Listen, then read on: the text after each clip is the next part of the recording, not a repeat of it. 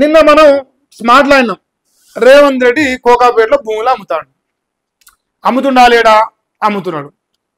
సరే, ఇప్పుడు ఈ రాష్ట్రంలో ఆల్రెడీ 9,292 ఎకరాల భూమి అప్పనంగా వాళ్ళు అయ్యే జాగిరైనట్టు దొబ్బి తింటారు.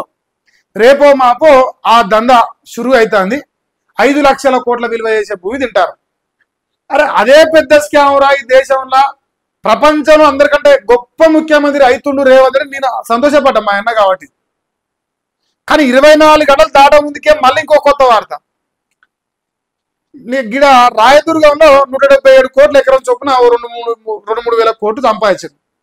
అది కనుక ఖర్చు పెట్టినట్టే నాకైతే ఇక్కడ పల్లె.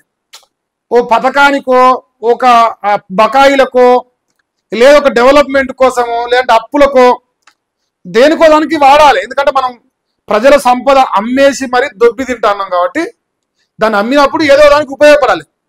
ఇప్పుడు భూములు అమ్ముతుండే, హే 177 కోట్ల ఎకరం పోయింది అని చెప్తుండే.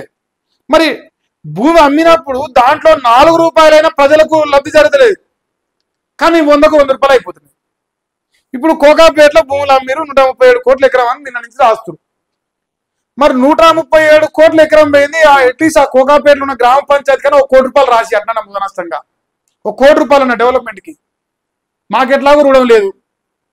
మరి ఎటు పోతున్నాయి మహేష్? మరి మీ అన్న భూములు అమ్ముతాడు, అటు పోతే అప్పులు తెస్తాడు, అభివృద్ధి చేస్తలేడు, పథకాలు ఇస్తలేడు, ఎక్కడ పోతున్నాడు మీరు నన్ను అడుగుతాడు. ఢిల్లీలో కాకుంది, మైలపాకిరి ఢిల్లీలో పానం అన్నీ ఉంటుంది. సో మైలపాకిరికి పోతున్నాయి పైసలు. ఈ రాష్ట్ర ప్రజలకైతే రూపాయి నష్ట లాభం అయితే జరుగుతుంది ఇళ్ళకెళ్ళి. కోకాపేటలో ఎకరం 137 కోట్లు, నియోపోలిస్ లేఅవుట్లో భూముల వేలానికి రికార్డు ధర. మరో ప్లాట్లో ఎకరానికి 136.50 కోట్లు, 2023లో జరిగిన వేలంలో ఎకరానికి 100.75 కోట్లు.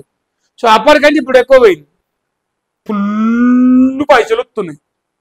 వాళ్ళు అట్నే చెప్తారా అని అవ్వ భూములు అమ్ముతా అంటే మంచిది. వాళ్ళు లంగనా కొడుకులు ఉంటారు, మలిగాడు, రగ్గాడు, విచ్చగాళ్ళు. రేవంత్ రెడ్డి గారు, మీరు భూములు అమ్మడం తప్పు, కానీ తప్పని పరిస్థితుల్లో అప్పులు ఉన్నాయి కాబట్టి అమ్ముతుర్రు. అమ్మినా సరే కానీ ఆ డబ్బులు ప్రజలకు వాడుర్రి. పత్తిత్తు పరమాన్నం ఉంది, అట్లే మాట్లాడతారు కొడుకులు. ఇప్పుడు అమ్మడం తప్పే, కాకపోతే కేసీఆర్ అంత నీచంగా మీరు అమ్ముతలేరు, న్యాయంగానే అమ్ముతున్నారు. కాకపోతే మేము వాళ్ళని ప్రశ్నించినా మిమ్మల్ని ప్రశ్నిస్తాం. కానీ మీరు న్యాయంగా అవి అమ్మిన పైసలతోని పథకాలు చేయరి. పత్తిత్తులు అమ్మాయి, పత్తిత్తులు ఇట్నే మాట్లాడతాయి. ఇప్పుడు అదే కేసీఆర్ ఇప్పుడు అధికారం అమ్ముతా, కేసీఆర్ పండవేటి తొక్కుదా, ఉంగవేటి గుద్దుతా, ఇప్పుడు ఎగిరి దుంకూరు కొడుకులు. ఇప్పుడు రేవంత్ రెడ్డి మోసేతి నీళ్ళు ఆగుతురు కాబట్టి ఎంగిలి మెతుకుతున్న కుక్కలు ఉన్నాయి కాబట్టి అవి మాట్లాడదు. ఇప్పుడు ఆ కుక్కలకి ఇప్పుడు కనపడదు ఇది. మరి అన్నగారైతే భూమి అమ్మిరు, ఇది గొప్ప విషయం మనందరికి. మళ్ళీ మీరు తప్ప అనుకోకరి. రాసిర్రా ఒక్క నిమిషం, ఇది రాస్తాడు, సేమ్ టు సేమ్ ప్రింట్ అవుతుంది. 137 కోట్ల. అబ్బా ఏం అమ్మిండ్రో రేవంత్ రెడ్డి అనుకోవాలి మనం. ఇగో కోకాపేటలో మళ్ళీ కోట్లు పుట్టాయి. నీ బతుకు పాడుగాను. మనిషివా గాడిద వారు? నువ్వు గాడిద లెక్కన రాసినట్టు ఈ వార్త. లజ్జ అనిపిస్తలేదురా రాధాకృష్ణ నీకు? సిసిసి నేను చేసేది జర్నలిజం కాదు, నేను మనిషి పుట్టుక పుట్టినా, నేను ఇట్లా మాట్లాడొద్దు, ఇట్లా రాయొద్దని అనిపించొద్దురా నీకు? లజ్జ తప్పినోడా? కోట్లు పుడుతున్నాయి. మరి ఎటు వస్తున్నాయి ఆ కోట్లు? మన ఉద్యోగం మరి రాయదుర్గంలో ఎటు వచ్చినాయి ఆ కోట్లు? ఈ కోట్లు ఎక్కడ వస్తాయి? జనం సొమ్మి అమ్ముకది, జనం భూమి అమ్ముకదిని. ఇక ఒక ఆయన పత్తితో మళ్ళీ చెప్పిన అప్పట్లో పత్తి పచ్చాలు ఉన్నప్పుడు, ఇగో సస్తే శ్మశాన వాటికి కూడా భూమి లేకుండా అమ్మకదింటే కేసీఆర్ ప్రజల సంపద అమ్ముతాం అన్నాడు. ఆయనకు మించిన మోతవారు లెక్క అమ్ముతాను. ఇప్పుడు ఆయనకు మించిన మోతవారు లెక్క.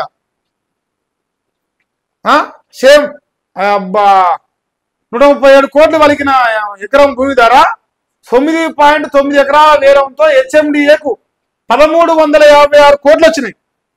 ఇంకా ఫీజు రియంబర్స్మెంట్ బకాయిలు నీకు పుణ్యం పెడతాం. 7-8 వేల కోట్లు ఆ గద్దలకు బాకీ ఉన్నావు కదా.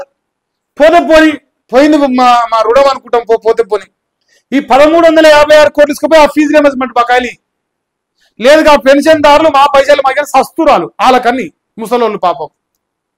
లేదంటే ఆ ఆరోగ్యశ్రీ పెండింగ్ బకాయిలని ఏది ఇయ్యడు. ఎడు వస్తాయో ఈ పైసలు నష్టం కాల. ఎవరికి రూపాయి ఇయ్యడు, కానీ పైసలు అయిపోయినాయి. మళ్ళీ భూమి అమ్ముతాడు, మళ్ళీ ఇంకో 2 నెలలు అవుతాడు, మళ్ళీ ఇది తెచ్చి భూమి ఏమవుతాను సిద్ధమవుతాడు. కానీ ఈ రాష్ట్ర ప్రజలకు ఇళ్ళకెళ్ళి రూపాయి రాదు. ఎన్ని భూములు అమ్మినా అబ్బా ఏం అమ్మినరా 130 కోట్లు వేయిందా అని మనం అనుకోవాలి, కానీ అంతవరకే మన బతుకు. అల్లకెళ్ళి రూపాయి మనకు రుణం లేదు. అయ్యో నాయన ఎటు వస్తున్నాయో ఏందో, ఇది ప్రభుత్వమా దోపిడి దొంగలా ఏందని అర్థమవుతలేదా?